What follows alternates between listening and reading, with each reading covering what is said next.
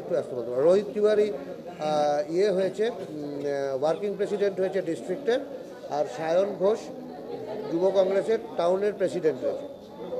এটা আজকে আমরা ওদেরকে সম্বর্ধনা দিলাম। এরকম একটা পরিস্থিতিতে ওরা দুজন যুব কংগ্রেসের রেসপন্সিবিলিটি নিল, ন্যাচারালি ওদের ঘাড়ে অনেক বেশি দায়িত্ব।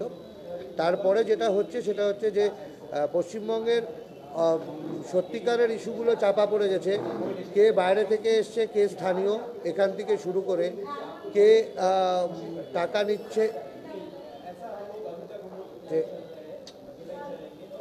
তো তো বা গ্যাসের দাম বৃদ্ধি বা দ্রব্যমূল্য বৃদ্ধির প্রতিবাদে আজকে কেউ আর কোনো আন্দোলনে যাচ্ছে না। দুটো দলই, বিশেষ করে বিজেপি আর তৃণমূল, দুজনেই নন ইস্যুকে ইস্যু করে চলছে।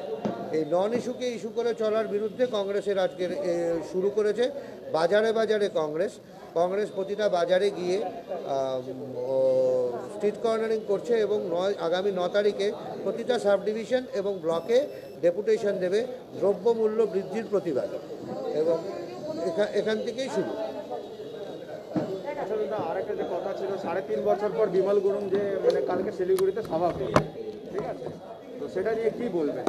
গণতান্ত্রিক ভারতবর্ষে যে কেউ সভা করার ক্ষমতা রাখে, কোনো অধিকার আছে, সভা করতেই পারে, কিন্তু বিমল গুরুংকে যদি ভোটের জন্য ব্যবহার করা হয় তাহলে আমাদের আপত্তি আছে।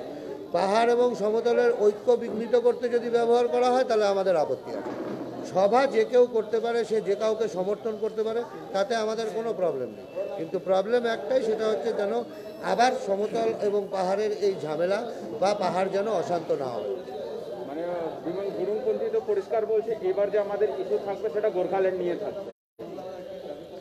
না, গোর্খাল্যান্ড ইস্যু চিরকালের জন্যই আছে, আজ থেকে না 50 বছর আগে থেকে আছে।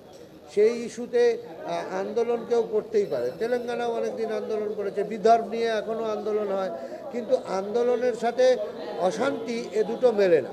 আপনার একটা মত হতেই পারে, আমার একটা মত হতেই পারে। আপনার মনে হতে পারে আপনি অন্য বাড়িতে গেলে ভালো থাকবেন, আমার মত হতে পারে আমি এই বাড়িতে ভালো আছি, কিন্তু তার মানে তো এই দাঁড়ায় না যে আপনি সেটা নিয়ে ভায়োলেন্ট হয়ে যাবেন। তো ভায়োলেন্ট না হয় গণতান্ত্রিক উপায়ে সবাই আন্দোলন করুক, সভা করুক, সমাবেশ করুক, মিটিং করুক, কোনো প্রবলেম নেই, কিন্তু আবার যেন অশান্ত না হয় পাহাড়। সমতল আর পাহাড়ের যে ঐক্য সেটা যেন বিঘ্নিত না। কি মনে হচ্ছে গুরুং আসার পর পাহাড় অশান্ত হতে পারে? না, আমি তো আশা করব পাহাড় অশান্ত হবে না। বিমল গুরুংও রেসপন্সিবল লোক, আমি আশা করি সেও মাথায় রাখবে এটা। পাহাড় অশান্ত হলে যে আমাদের সকলের ক্ষতি হয় সেটা ওনারাও বুঝেছে, পাহাড়বাসীও বুঝেছে, আমরাও বুঝেছি, তো কাজে এটা আর হবে বলে আমার মনে হয়।